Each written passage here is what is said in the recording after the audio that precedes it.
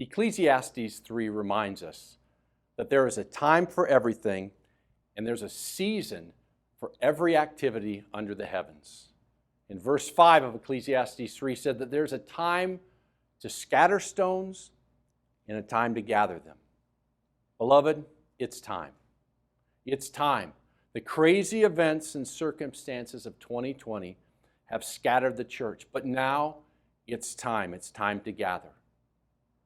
We know our church doors have been open since May, and we've been meeting, but these gatherings have been lightly attended. Approximately 25 to 30% of our congregation is back together.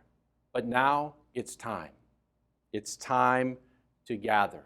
And I don't think it's a coincidence that the world is falling apart right now. After all, the majority of the church in our nation is still scattered, unassembled. When is an army strongest? When it's assembled. When is a family strongest? When they are gathered together, no one missing. And when is a church strongest? When the body, all of its parts, are gathered together. Our world, our nation, it's in a lot of trouble. So I think we need to look to the Bible, and I believe we need to look to the early church of Acts to see how they changed their world at their time. Do we want to be a difference like they were a difference? Do we want to fulfill our role of salt and light? Then let's look at following in their footsteps. Check it out in Acts chapter 2, beginning in verse 42. It says that the early church devoted themselves to the apostles' teaching and to fellowship, to the breaking of bread and to prayer. Everyone was filled with awe at the many wonders and signs performed by the apostles. And verse 44 says that all the believers were together. That means in one place. They were together and had everything in common. They sold property and possessions to give to anyone who had need. Every day they continued to meet together in the temple courts. They broke bread in their homes and they ate together with glad and sincere hearts, praising God and enjoying the favor of all the people. And the Lord added to their number daily those who were being saved. Amen. Amen. That's how it's done, church. The Lord added to the number of this church that was meeting together, that was praying together, that was fellowshipping together. The Lord was doing miracles in this church that was all together and had everything in common. This broken world needs the church to be healthy.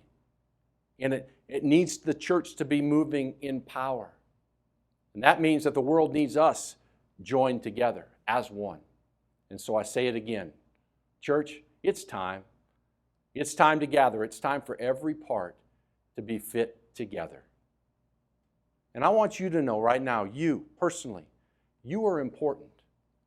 You are needed. You're part of the fellowship of the saints. The church is strongest when all of the parts are together. That includes you. When we're all in the house together. And again, our world needs a strong church. And Jesus, here's the bigger deal. Jesus deserves a strong church. A church that's unified together. So I'll say it again. It's time. I know you're familiar with the passage in Hebrews chapter 10, beginning in verse 24, but let's check it out. It says this, "And let us consider how we may spur one another on toward love and good deeds, not giving up meeting together as some are in the habit of doing, but encouraging one another, and all the more as you see the day approaching." Beloved, the day is approaching. I mean, come on, look around. It's approaching. We don't know when, but it's approaching. We're closer to that day. And we need to be prepared. We need to be ready. We need to be together. Church, it's time.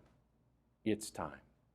And so I'm sending out the call for the church, for all of us at this local fellowship called Evident Life Church, to come back together. It's time to assemble. And maybe the most important aspect and reason why we're calling ourselves back together is because Jesus is worthy of getting our first and our best. He's worthy of us coming together in His name on the morning of the first day of the week, praising Him, worshiping Him, enjoying Him, growing in Him. Church, it's time. It's time. Now, before I finish, I want to speak to those who are remaining in strict quarantine because you're vulnerable. I don't want you to feel pressure. You need to care for yourself. My prayer is that you would be filled with God's grace as you're dealing with this tough long-term isolation. Please, I want you to know also that I'm here, we're here as your church to minister to you. However, I want to speak now to the rest of us who felt the freedom to venture out of our homes, to go to the grocery stores, to go to the restaurant, to go to Home Depot, to go to school, to go to work. Let's make the most important destination now of our week the gathering of the saints. Church, it's time.